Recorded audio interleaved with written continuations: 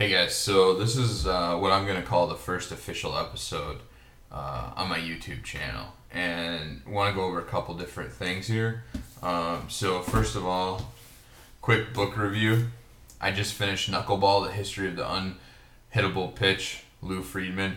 To be honest, I wasn't a big fan of the book. It felt a lot like, kind of like a high school book report. Like he just crammed a bunch of stuff together and didn't really create a really solid narrative around the knuckleballers. Each knuckleballer kind of had their own chapter, and so that I really wasn't into that. After I finished reading that, I picked up this book, The Betrayal, about the 1919 World Series being thrown by the White Sox, and it had a lot more depth and it had a lot going for it. I'm not done with it yet, but I'll do a full review when I'm done with it. But back to the Knuckleball book. Aside from that, it's not terrible. I did watch the Knuckleball documentary halfway through the book, and I think that really saved it. If you had to choose between reading the book and the documentary, pick the documentary. But I would not read the book without watching the documentary at the same time, because the documentary gives you a lot more depth and a lot more understanding of what's really going on. I mean, I think the reason why he wrote the book the way that he did is he really wanted to portray knuckleballers as throwing the pitch out of desperation, right? The knuckleballer understands that they wouldn't be pitching Major League Baseball if it weren't for the knuckleball. They went there because their fastball either wasn't good enough to begin with to get to the major leagues, or they got to the major leagues and their fastball wasn't cutting it anymore. And so they went to the knuckleball. And so, and I think it's really interesting how, the knuckleballers, they can go 2 days and pitch again, and fastball pitcher 4 or 5 days, right? So that's interesting. A lot of these knuckleballers are over 40 years old and they're still pitching. That's pretty impressive. So there's something about the knuckleball that really appeals to me. Unfortunately, this book did not help, did not increase my love of the knuckleball. So not a huge fan of the book, but boring Saturday afternoon, it's worth at least thumbing through. So the knuckleball is believed to be invented by the pitcher that threw the 1919 World Series, and it's believed that the World Series, the opening pitch, just as a sign that the fix was on, was a knuckleball. So the knuckleball, has a long history. The modern knuckleballer, Hoyt Wilhelm, Chicago White Sox again. He's in there. Then from there you have the Niekro brothers, Phil and Joe. Unfortunately, Joe is no longer with us, but Phil's still around. I think he's in his early 90s, actually. There's Phil Niekro for the Braves, and here's another shot at Phil Niekro for the Braves. And then you have guys like Tim Wakefield. I don't have a card of his pitching for the Boston Red Sox. But then you also have, I'm not sure how this guy's name is actually pronounced, Charlie Ho, or Hugh maybe. Not 100% sure. But it's interesting. If you look at the stats on the back of here, just, you can tell he's an older guy on the card. And he's still pitching, And then obviously you have R.A. Dickey, kind of the last knuckleballer left in a lot of ways. We'll see what happens with that. But so those are the knuckleballers. Phil in particular, Phil Niekro, Dr. Phil, as he's known for knuckleballers. You give him a call and he comes and he helps you out. So the knuckleballers, there's kind of a brotherhood there, because the pitching coaches, they know how to teach the slider, the curve, fastball, but they don't know how to teach the knuckleball. And a lot of guys try to pick it up and they can't. So that's, I guess that's the book review and showing you some cool cards. The next thing that I want to talk about is I was at my mom's place and I had some cards laying around there.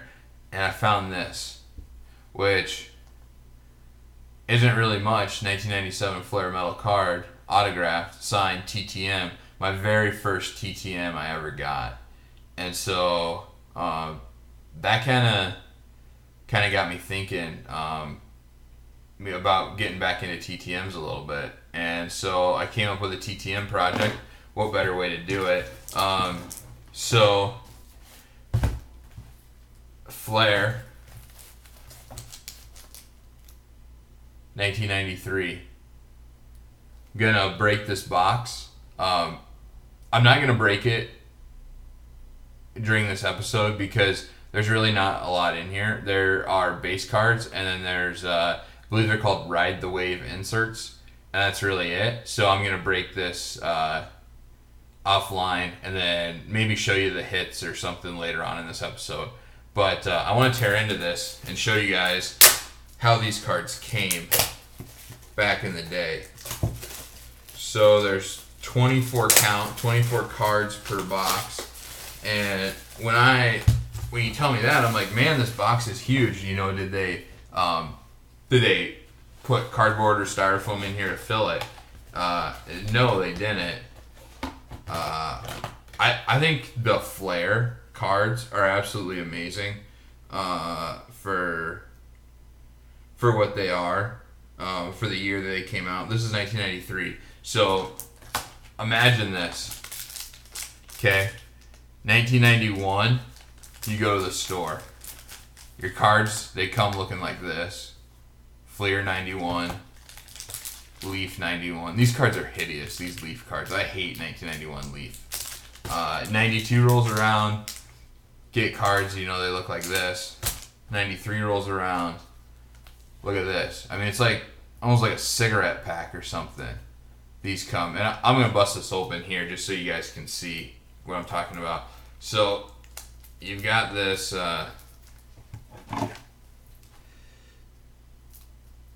this plastic on the outside that you gotta bust into,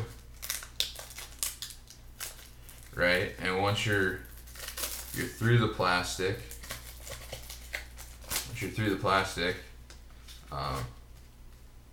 this thing you take this off, still this cardboard box, but now you got these Flair cards in this plastic, and I'll bust it open here. Hopefully they're not stuck together, because that's an issue with cards of this era.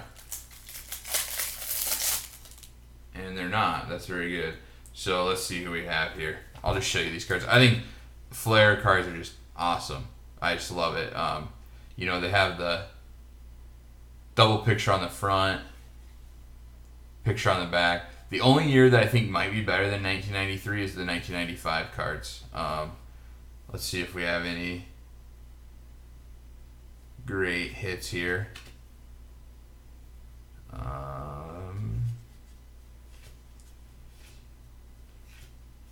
There's a Larry Walker when he was with the Expos.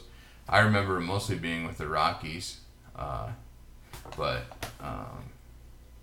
apparently he was with the Expos from 89 to 92. Yep. So that's that. There's 1, 2, 3, 4, 5, 6, 7, 8, 9, 10 cards per pack with 24 packs. So that's 240 cards, and there's a 300 card base set. So I'm obviously not going to get everyone, and I'm probably going to get some duplicates along the way. But my intention is to send every single one of these cards out for a TTM and see what happens. So that's my upcoming TTM project. And I'm going to bust these all open real quick, and then show you the hits and wrap up this episode. So I'll see you in a little bit. Hey guys, I'm back. So here are the cards that I would consider hits, I guess. Unfortunately, hits mean the cards probably won't be signed. So you kind of hoping for not hits, right?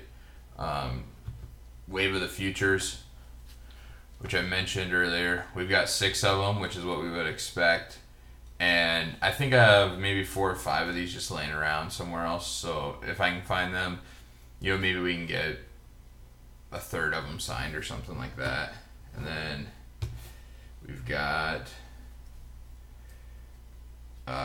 2 Barry Bonds cards that you can see how shiny those guys are. I mean, it's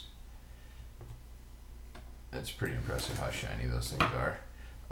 2 Cal Ripken Juniors showed up. I noticed there were a ton of duplicates. I shouldn't say a ton, but pretty significant number of duplicates. Just seeing some people's names over and over again. So I'll sort those and then start mailing those out. Sammy Sosa, Greg Maddux, Don Mattingly, dominated the 80s. So Mark McGwire. So we have the big 3 home run kings that I remember from high school: Barry Bonds, Sammy Sosa, Mark McGwire. We have a Ricky Henderson, Ozzie Smith. He played minor league ball near my hometown.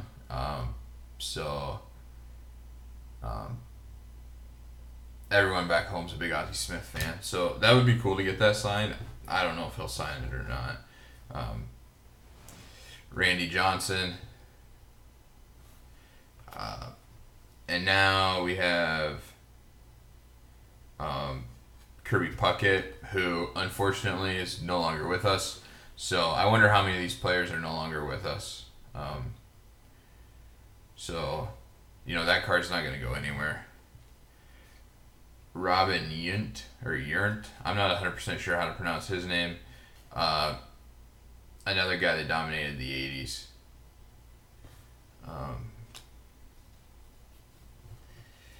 And then we have Mike Piazza.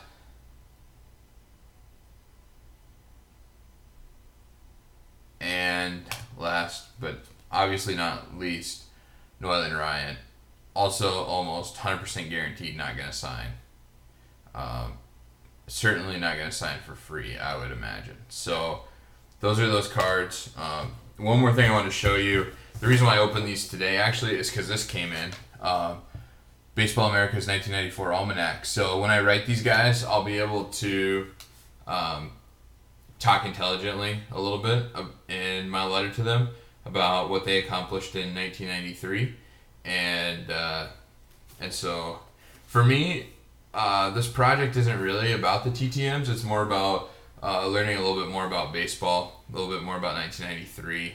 I don't know, I guess I grew up watching a lot of football. My dad was a big football fan. All my friends, they all watched football. No one really watched baseball. My grandpa played minor league baseball from 51 to 53.